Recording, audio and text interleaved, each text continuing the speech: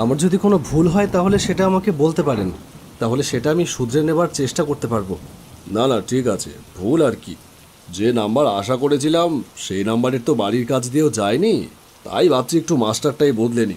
স্কুলের মাস্টার দিয়ে পড়ালে নাম্বারটাও ভালো পাওয়া যায় শুনেছি। আচ্ছা, তাহলে এই ব্যাপার। শুনুন, সে আপনি আমাকে রাখবেন না ভালো কথা, আপনার ছেলে আপনার সিদ্ধান্ত। তবে আমি একটা কথা বলি, আপনার ছেলেকে স্কুলের মাস্টার কেন, স্বয়ং বিদ্যাসাগর বেটে খাওয়ালেও ওর নাম্বার বাড়াতে পারবে না। কী সব জাদা বলছেন? আপনি কি জানেন আপনার ছেলে সপ্তাহে কদিন স্কুলে যায়? রোজই তো যায় দেখি। ওই দেখাটুকুই সার। ব্যাগ নিয়ে বাড়ি থেকে বেরোয়, তারপরে স্কুলে যায় না কোথায় যায় সে খবর তো আর রাখেন না। একদিন ওর স্কুলে গিয়ে প্রেজেন্টের খাতাটা দেখলেই বুঝতে পারবেন। কোথায় যায় তাহলে ও? সেটা আমি বললে তো আপনি বিশ্বাস করবেন না, তাই ওটা আপনিই খুঁজে বার করুন। আর অন্ধবিশ্বাস ঝেড়ে ফেলে ছেলেকে একটু শাসন করুন, আর বাড়িতে একটু পড়তে বলুন, তাহলেই দেখবেন নাম্বার বাড়ছে। না হলে মাস্টারের পর মাস্টার আসবে যাবে, নাম্বার বাড়বে না। চলি।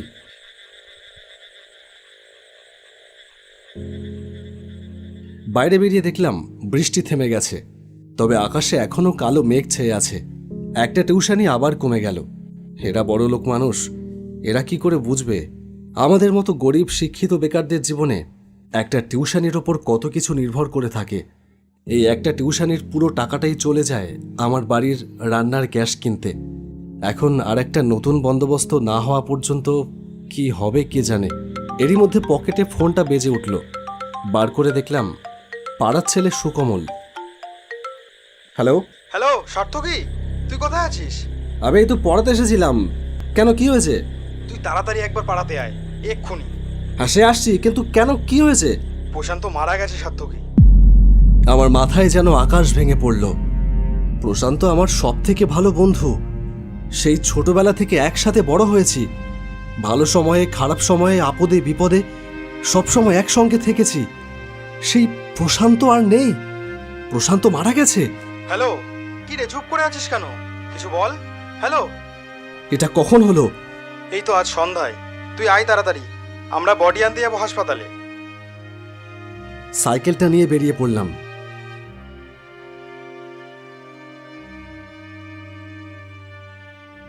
লোডশেডিং চলছে সন্ধ্যা থেকে, কিন্তু এই রাতের অন্ধকার যেন আমার মনের ভেতর জমে ওঠা কালো আধারের কাছে নেহাতি তুচ্ছ। কি দেখব গিয়ে? প্রশান্তর নিথর মৃতদেহ, কত স্মৃতি জড়িয়ে আছে ওর সাথে। সেই ছোটবেলা থেকে আমার জীবনের প্রতিটা অধ্যায়ে প্রতিটা বাঁকে রয়েছে প্রশান্ত। এই তো আজ বিকেলেই ওর সাথে কথা বলে এলাম। শোন না, তোর ফিরতে কটা বাজবে? আমার তো আজকে একবারই পড়ানো, রাত 8টার মধ্যেই হয়ে যাবে। কেন? না, আমার কোচিংয়ের জন্য কটা ফ্লেক্স ছাপাতে বাজারে যেতে হবে। তুই আয়, তাহলে তারপরেই না হয় যাবোক্ষণ। আচ্ছা ঠিক আছে, আমি ফেরবার সময় তোকে ফোন করব তাহলে। ঠিক আছে। তখনও কি ভেবেছিলাম সেই কথাই ওর সাথে আমার শেষ কথা হবে। এই পথেই পড়ে প্রশান্তর কোচিং সেন্টার। সেটার সামনে দিয়ে যাওয়ার সময় দেখলাম দরজাটা খোলা, ভেতরে আলো জ্বলছে। কেউ কি রয়েছে ভেতরে? কৌতূহল হলো। সাইকেল থেকে নেমে এগিয়ে গেলাম ঘরটার দিকে। কেউ কি রয়েছে ঘরের ভেতরে? দরজা দিয়ে ভেতরে ঢুকতেই আমার পিলে চমকে গেল, বুকের ভেতরটা ছ্যাদ করে উঠল। সামনে কাকে দেখছি আমি? প্রশান্ত! কি করে সম্ভব? ও, তুই এসে গেছিস? আমি তোর জন্যই বসে আছি। তুই বলেছিলি হয়ে গেলে ফোন করবি, ফোন না করেই চলে এলি যে। আমি কি বলবো বুঝে উঠতে পারলাম না। কিছু একটা বলতে গিয়ে বুঝলাম আমি কিছুই বলতে পারবো না। গলা দিয়ে যেন কোনো আওয়াজ বেরোচ্ছে না। আমার অবস্থা অনুমান করে প্রশান্ত বলল, কিরে, কি হয়েছে? ওরম হা করে তাকিয়ে কি দেখছিস? ভূত দেখছিস মনে হচ্ছে। এই প্রশ্ন তো আমার মাথাতেও ঘুরপাক খাচ্ছে সেই প্রথম থেকে। ভূত দেখছি না তো।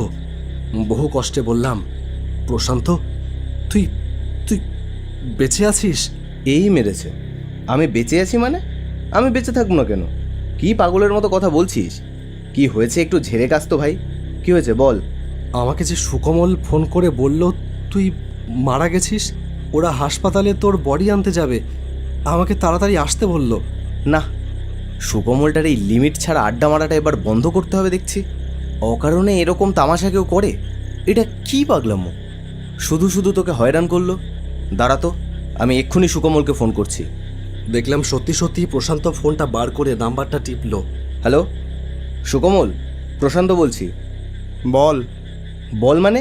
তুই ফোন করে বলেছিস আমি মারা গেছি, তোরা আমার ডেড বডি আনতে যাচ্ছিস হাসপাতালে? দাঁড়া, আমি পাড়ায় ঢুকি, তোর বডি যদি আজকে ফেলে দিতে না পারি তো আমার নাম প্রশান্ত না। আরে ওর সাথে একটু মজা করছিলাম। এইসব বিষয় নিয়ে কেউ মজা করে? আরে শান্ত কি জানে তুই মারা গেছিস?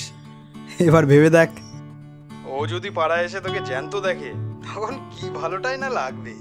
তাই একটু মজা করেই করলাম আর কি। ননসেন্স কোথাকার। ঠিক আছে, রাখ। আর এইরকম মজা আর কখনো করবি না বেয়াদব।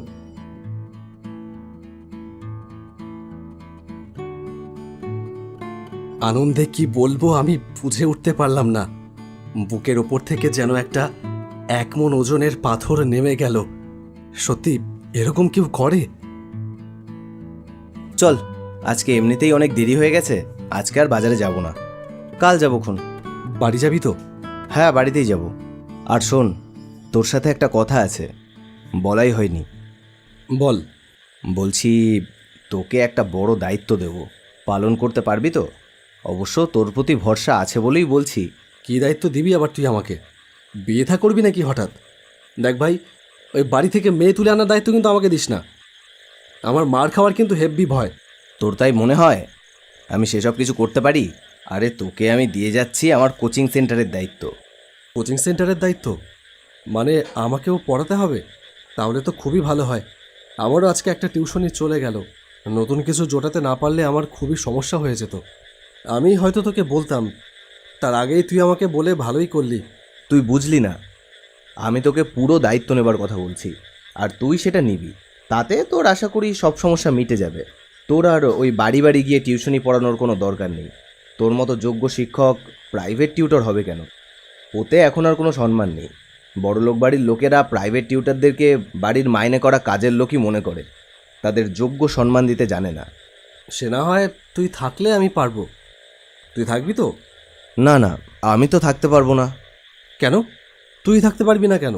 আমাকে যেতে হবে এক অন্য জায়গায়। কোথায় যাবি? আর তুই কোথায় যাবি সেটা আমাকে বলিসনি তো আগে। আরে আমিও কি জানতাম? এই আজই তো ঠিক হলো, একটু আগেই সব ফাইনাল হয়ে গেল। কিন্তু কোথায় যাবি সেটা তো বল। সেটা নির্ভর করতে পারে আমার সিভির ওপর। নতুন একটা চাকরি, বুঝলি, জয়েনিং হয়ে গেছে।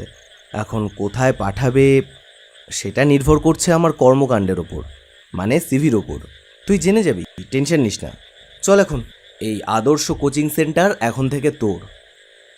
এই নে চাবি, অল দ্য বেস্ট। চল, আমি তোকে বাড়ি দিয়ে আসি। কিন্তু আমি তো সাইকেল নিয়ে এসেছি, ওটা কি করব? কি আর করবি, ওটা ঘরে ঢুকিয়ে দে, কাল সকালে এসে নিয়ে যাবি।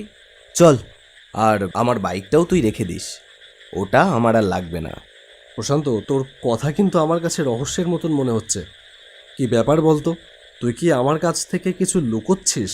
আরে না না, কি আর লুকোবো, ধৈর্য ধর, সব জানতে পারবি। প্রশান্তর বাইকে করে চলেছি বাড়ির পথে। প্রশান্ত হঠাৎ বলল, তোর মনে আছে সার্থকী, ছোটবেলায় আমরা সাইকেলের ছেঁড়া টায়ার চালিয়ে এপাড়া থেকে ওপাড়ায় চলে যেতাম, তারপর সারাটা দুপুর পুকুরে ঝাপাঝাপি করে বাড়ি গিয়ে বকুনি খেতাম, তারপর স্কুল থেকে টিফিনবেলা পাঁচিল টপকে পালিয়ে বৃষ্টির মাঠে ফুটবল খেলতে চলে যেতাম। হ্যাঁ মনে আছে, কিন্তু এসব কথা হঠাৎ এখন কেন বলছিস? না, এমনি মনে পড়ছে আজ খুব। সেসব দিন কি ভোলা যায় বল? না, তা ভোলা যায় না। আজও যখন আমাদের স্কুলটার সামনে দিয়ে যাই, বুকের ভেতরটা কেমন যেন করে ওঠে। মনে হয় আমাদের সেই পুরনো বেঞ্চ, পুরনো ক্লাসরুম একই রকম আছে সব, শুধু দিনগুলো কেমন যেন বদলে গেছে। জানলা দিয়ে খোলা ক্লাসরুমের দিকে মাঝে মাঝে তাকিয়ে থাকি আর ভাবি, যদি আর একবার ওই বেঞ্চটায় গিয়ে বসতে পারতাম। হেড স্যারের লাঠির কি ভয়টাই না পেতাম। সেই লাঠির ভয়ে প্রায় দিন তো স্কুলেই আসতাম না। আজ মনে হয় সেই লাঠির বাড়ি যেন অমৃত ছিল, যা আজ আর মাথা খুঁড়লেও পাবো না। এ কি, দাঁড়ালি কেন? আমার এখানে একটু কাজ আছে, তুই এক কাজ কর, তুই বাইকটা নিয়ে চলে যা, আমি পরে আসছি। সাবধানে যাস, আর সাবধানে রাস্তা পার হোস। বলেই প্রশান্ত চলে গেল। আমি আর দাঁড়িয়ে না থেকে বাইকটা নিয়ে বাড়ির দিকে রওনা দিলাম। কি হয়েছে ছেলেটার কে জানে আজ। সব কথাই কেমন যেন রহস্যে মোড়া মনে হচ্ছে আমার।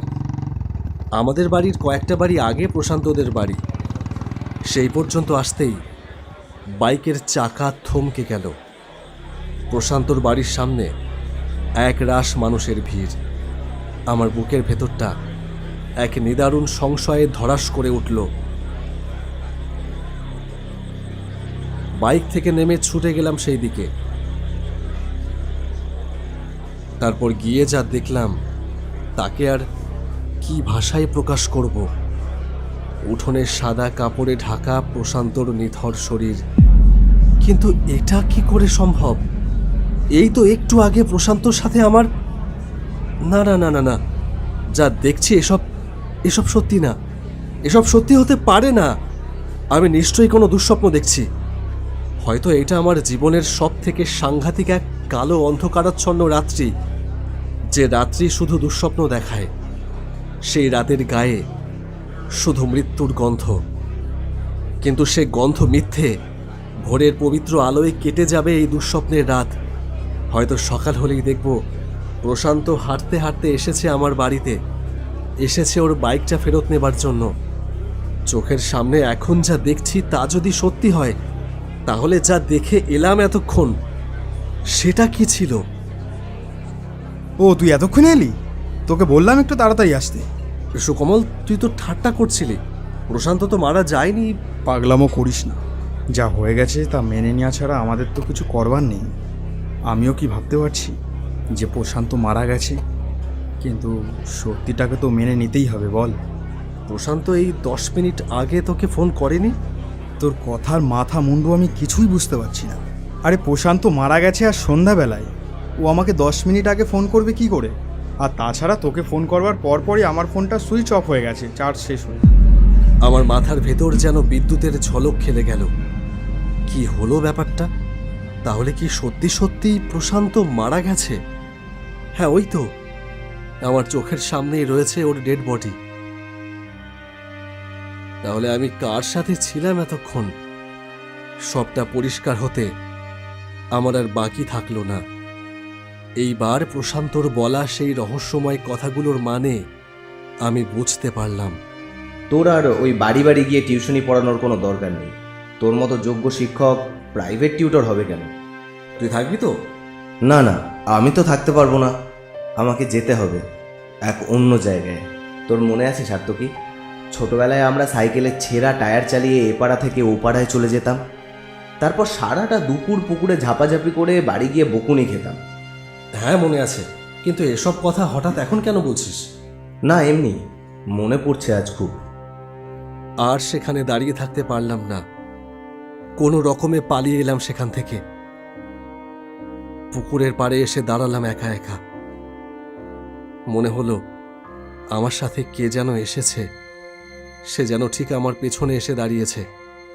আমি পেছন ঘুরতেই দেখতে পেলাম প্রশান্ত। এইবার তাকে আর ইহজাগতিক প্রশান্ত বলে মনে হচ্ছে না। এবার সে যেন অন্য দুনিয়া থেকে উঠে এসেছে। কি করব বল, বেখেয়ালে রাস্তা পার হচ্ছিলাম, দিল একটা ট্রাক এসে ধাক্কা মেরে। তোকে যে দায়িত্বটা দিয়েছি সেটা কিন্তু মন দিয়ে পালন করিস। মনে রাখিস, শিক্ষকতা শুধু একটা প্রফেশন না, শিক্ষকতা একটা ধর্ম। সেই ধর্ম যথাযথ পালন করিস আর আমার স্বপ্নটাকে বাঁচিয়ে রাখিস। তোর ভেতরেই বেঁচে থাকবো আমি, বেঁচে থাকবে আমার আদর্শ কোচিং সেন্টার। অনুভব লেগে থাকে সুতোয়, শুধু মালা থেকে সময়ের ফুল ঝরে যায়। সেখানে ডুবিয়ে মুখ এতটা সহজ করে কাকে তুই জানালি বিদায়।